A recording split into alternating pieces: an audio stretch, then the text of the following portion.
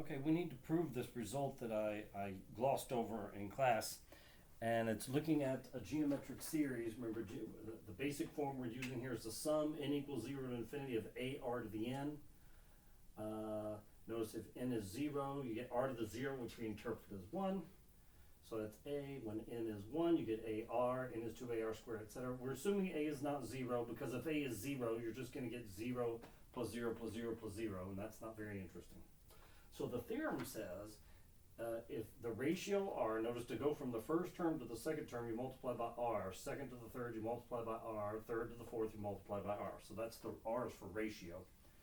If the absolute value of r is bigger than or equal to 1, this geometric series diverges. And if the absolute value of r is strictly less than 1, the geometric series converges. And in particular, the series converges to a over 1 minus r. Again, not every geometric series has to start at n equals 0, which gives the first term of a. I always interpret this formula as the first term of the series divided by 1 minus r. For example, if n equals 6, if it started at 6 and went to infinity, the first term would be ar to the 6th. That's what would be in the numerator. Okay, so remember, it's the first term of the series divided by 1 minus r. And remember, r can be positive or negative.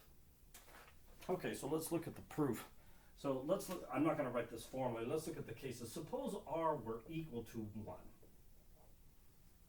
Okay. Well, what would the series look like if r was 1? The sum n equals 0 to infinity of ar to the n would just be the sum n is 0 to infinity. Well, r is 1, 1 to the n is 1. You're just going to get the sum of a, which is a plus a plus a plus dot dot dot. And we're assuming a isn't 0. If you add a up an infinite number of times, the series is going to diverge. You're not going to get a number. Now, what if r is negative 1? Okay, so that's still the absolute value of r equals 1. This should also be a problem. You're going to have the sum n equals 0 to infinity of a times negative 1 to the n. So if we expand that, when n is 0, you get 1, so you get a. When n is 1, you get minus a, and then when n is 2, you get plus a. So you see, you get a minus a plus a minus a plus a. Now you can't argue like I did here, just say, well, a plus a plus a plus a is never going to add up to anything. Now here, look at the sequence of partial sums for this series. S1 is a, S2 is a minus a, which is 0. S3 is the sum of the first 3 terms, which is a. And S4 is the sum of the first 4 terms, which is 0. So you see the pattern. When the subscript is odd, the value of the partial sum is a. When the subscript is even, the value of the partial sum is 0. And so notice this sequence of partial sums will not converge. Again, a is not 0. So you get a, if a were 0, you'd have all zeros and the sequence of partial sums would converge. But a0, a0, a0, that sequence of partial sums does not converge. So therefore the series diverges. And so for these two cases, r is 1 or minus 1, the series will diverge. And that's here, the absolute value of r equals 1, as what we just showed here. Okay, so let's assume r is neither 1 nor minus 1.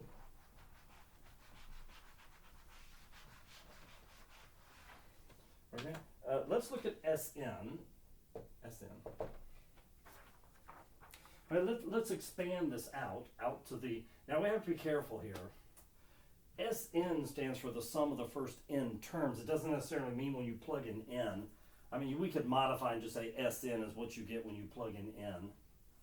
But I'm just going to use the first n terms. Notice when n is 0, that's the first term, so you get a. And when n is 1, you get ar, but notice that's the second term.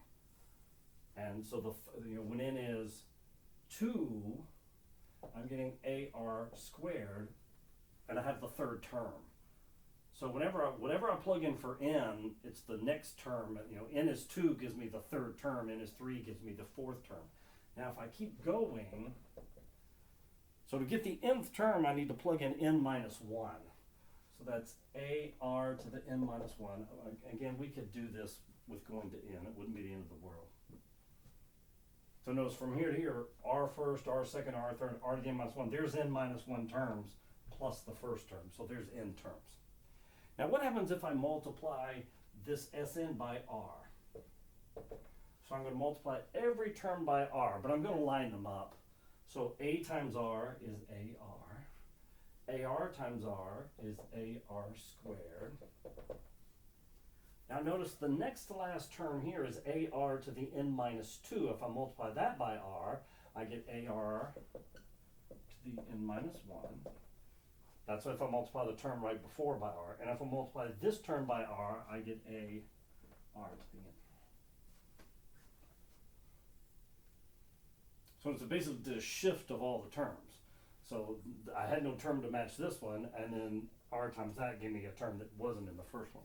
Right? Now let's subtract those. Let me do Sn minus RSn. So this expression minus this one, that's why I line them up, because you can see AR minus AR, AR squared minus AR squared. All these terms I've lined up will drop out, and you're just going to get A minus AR to the n.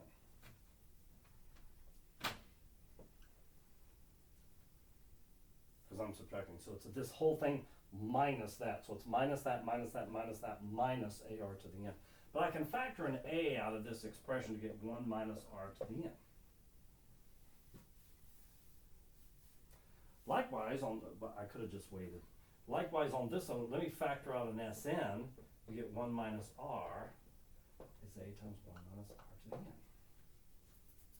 Right, I just brought that down. Factor an Sn, you get Sn times 1 minus R. So let's solve for Sn. That's A times 1 minus R to the n over 1 minus R. Now, you see the difference in my expression. Well, this was an expression for Sn. I just got another expression with Sn. Who cares? But notice the difference here, right? If I want to add up the first n terms, like what's the sum of the first 100 terms? I know A. Presumably you'd know A and you'd know R. Plug in A, plug in R, plug in R. Well, if I want to know the sum of first 100 terms, I'll just put 100 right there. Bam, done. What if you wanted to use this one here? It's A plus AR. You would know that, you would know that, you would know that. Plus dot, dot, dot. You just have to keep adding until, yeah, there's your n is 100 there, AR to the 99. You have to add all that up. So they're equal, but this is what's called a closed form expression. You don't have to do A plus AR plus S squared plus dot, dot, dot and keep adding until you get to AR to, if I do S 100, AR to the 99. Plug in 100 there, figure out you're done. There's no plus dot, dot, dot to deal with. So there's my expression for Sn. I'm going to write it back up here.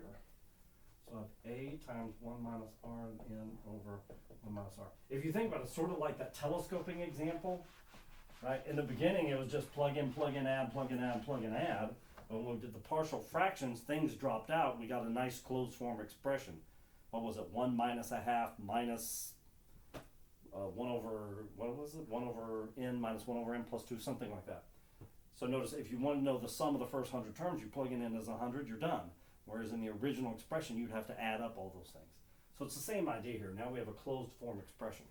Now this is a formula for the sequence of partial sums of the series, the geometric series. So to see if the geometric series, when the geometric series converges, we have to take the limit as n goes to infinity here of Sn.